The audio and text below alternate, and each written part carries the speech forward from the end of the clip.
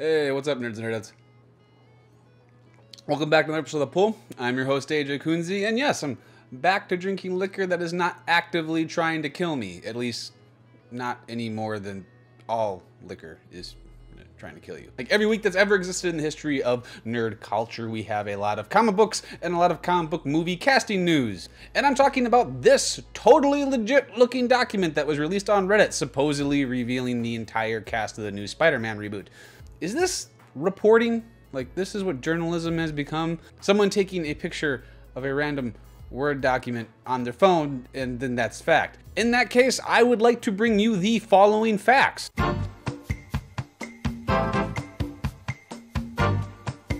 If you guys like that reporting, please call the number below and vote for me as a Pulitzer Prize winner in journalism. That's how they pick Pulitzer Prize winners, right?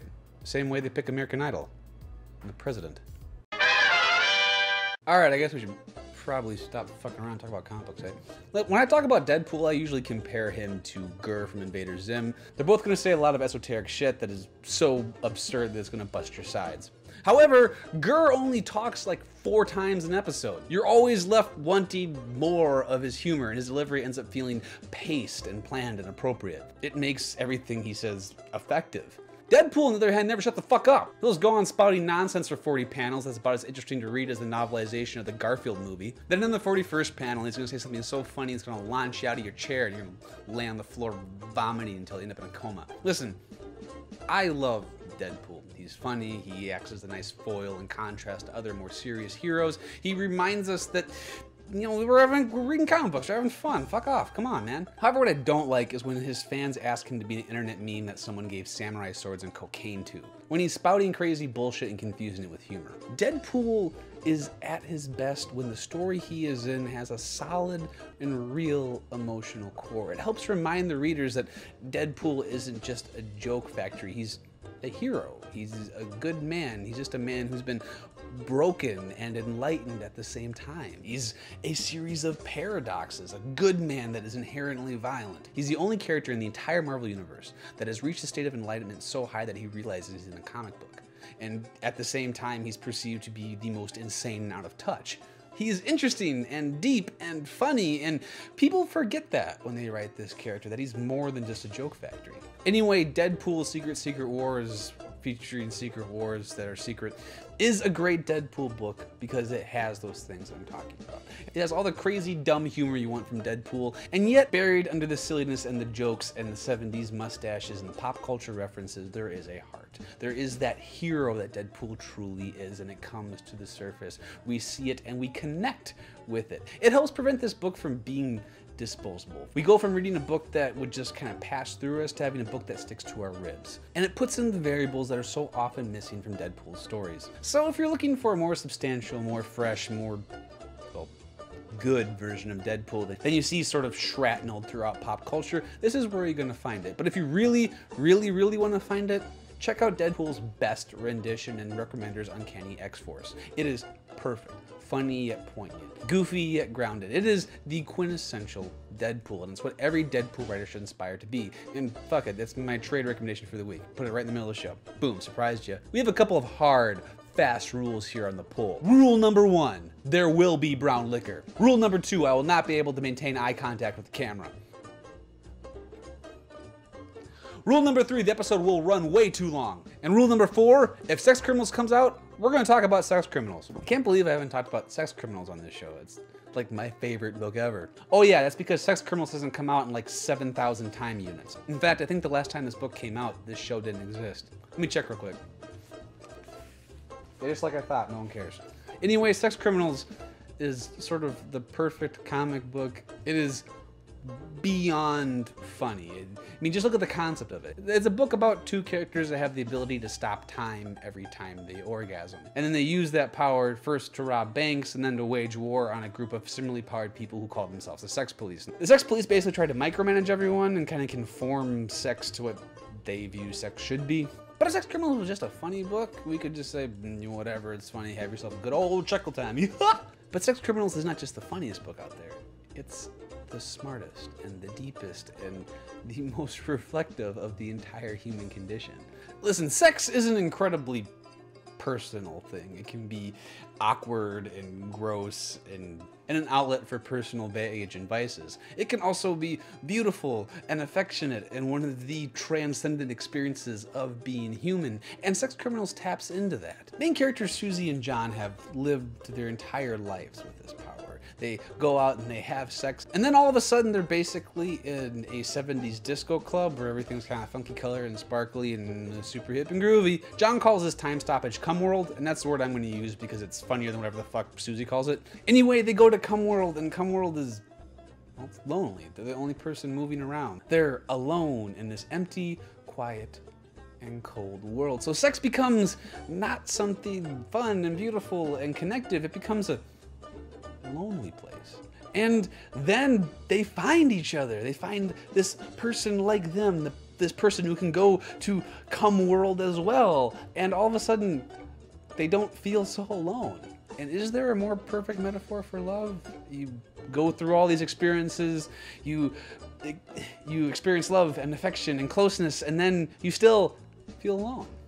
And you find one person, and you do the same thing you've done every other time, yet this time it's different. You're together and whole and fucking great. That's the beauty of this book. I cannot express enough how deep and personal and smart this book is, and the way it dissects love, and the way it dissects sex's relationship with other people and ourselves. It goes so much deeper than that. And to actually fucking talk about this issue, we're essentially given 3 different groups of characters experiencing a similar sexual experience, and all of them processing it in a completely different way. And it kind of shows the different digestion process that each human being has, not only for sex, but affection. Some use it as healing, some use it as a sense of identity, some use it, sex, it's great. Literally, the only thing wrong with Sex Criminals is its release schedule is about as frequent as the vernal equinox. This is the finest example of what this medium has to offer. And if you're not reading it, then you're not experiencing comic books to its fullest. If you guys have made a list of trades to buy, go ahead and move Sex Criminals to the top of it.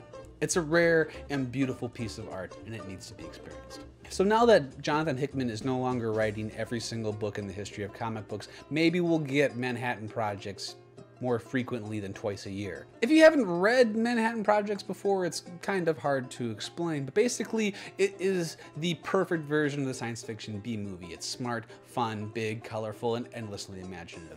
However, it's also a series that's best read in trade because it's horrifically convoluted. Manhattan Projects has rejiggered the way it's telling its story. It's no longer this sprawling, endlessly complicated spiderweb of different characters, story arcs, and motivations. It is now focusing on individual story arcs and characters and carrying them through to completion. The Sun Beyond the Stars is the first attempt to do this. And listen, it's impossible to describe anything in Manhattan Projects. It's so convoluted, crazy, and bullshitty that it just has to be experienced for itself. This is Sun Beyond the Stars is a lot like Guardians of the Galaxy. It's a bunch of crazy random space people going on crazy random adventures. It even has its own version of Groot, except this version of Groot is a weird shape-shifting Geodude looking motherfucker that can only say blarg. And for some reason, it fucking cracks me up every single time. Give a lot of credit to Jonathan Hickman's writing and his comedic pacing. It always comes at exactly the right time, and the fact that the characters understand this character and you don't only makes it funnier. Story is big and operatic and significantly more swashbuckly than Manhattan Project's ever been before. This seems much more lighthearted and less heavy-handed and introspective than this series usually is. If you're not reading Manhattan Projects month to month, I don't give a shit. Good for you. Hope you're spending all that money you save by not buying the book on tech stocks, french fries, and hookers. And I know I've already given you like 4,000 trade recommendations this week, but Manhattan Projects is one that you should be checking out. Deez. Shout out to Black Lotus 30. He or she took time out of what I otherwise assume was a productive day to explain Captain Canuck to me. And now that I have the background to it, it's actually kind of a much more enjoyable book. I don't have the decades of context that go along with this character, and guess what, I'm never going to. As the series has gone on, the writing has gotten stronger, the mythos has solidified a little bit, and the plot has started to focus more on James Bondy style spy action and less on sci-fi, and has gotten better for it. The art can still be best best described as jowly, and it kind of holds the book back. If you're looking for some big maple syrup themed fun, there's worse books out there. The Tithe #4 was originally designed to be the conclusion of this book, but writer Matt Hawkins decided halfway through this arc that he was going to expand this universe and make the series an ongoing. That's great. The original 2 issues of The Tithe were great and interesting and amazing, but the last 2 have come a little flat because when Matt Hawkins decided to move the ending of the series back, he ruined the pacing. Changing the story from a closed ending to an ongoing ending makes everything seem wonky, and what is supposed to be a climax and payoff in this issue ends up falling flat and having no impact on the reader because they basically moved the goalpost back. Copperhead continues to be a fun Clint Eastwood style western in space. There's not a lot more to say, it's still good, still read it. Invisible Republic continues to be a book that plays with incredibly heavy ideas like totalitarianism, freedom, and activism. The narrative in the story finally starts to pick up, and at the end we have a twist that really takes this book to a new level. The Chilling Adventures of Sabrina. This book just keeps getting darker issue to issue, taking Halloween cliches like ghosts, witches, and spooky, scary skeletons to interesting and dark places. Southern Bastards #10. Listen, Southern Bastards is probably one of the top 10 series out right now. It continues to deliver the piecemeal story of a corrupt southern town, one character at a time. Yet, issue 10 is perhaps its weakest and least insightful issue in a long time. Saying that, it's still good and fun and interesting, and while it doesn't move things forward, it is still good enough to carry its title. Get low, get low, get low. Low plays with a dystopian scientific future where hope has become a religion. Rather than playing on the dour and angsty elements of a post-apocalyptic world, it focuses on the good and human things that are left. And then it fucking tortures those things until they're ready to break. Low is about the strength of the human spirit and what it takes to finally break a person. It is also one of the most beautiful books out there. Rick Remender has scaled back the number of books he's putting out, so I'm kind of left hungry for my Rick fix, and this might be his best book. God Hates Astronauts continues to get me in trouble for reading it at work. This is the dumbest book on the shelves, but it is also the funniest. Batgirl released 2 issues this week, a normal issue and an annual. They're both good. If you're a Batgirl fan, you're reading this, so congratulations, you're having a good time. Superman continues to be the most interesting Superman title, choosing to focus on the things that led up to Superman having his identity reveal, and the way it plays with the Clark-Lois relationship ends up being very interesting. You can understand both where Clark is coming from and where Lois's hurt feelings are coming from, and it causes the reader to experience a tremendous amount of conflict, which is very difficult to pull off in a lot of these books. MODOK continues his Marvel coup, and what might be Secret War's funniest book is also its most insanely violent and gory. If you want to see a bunch of Marvel villains get killed in very stupid and gory ways,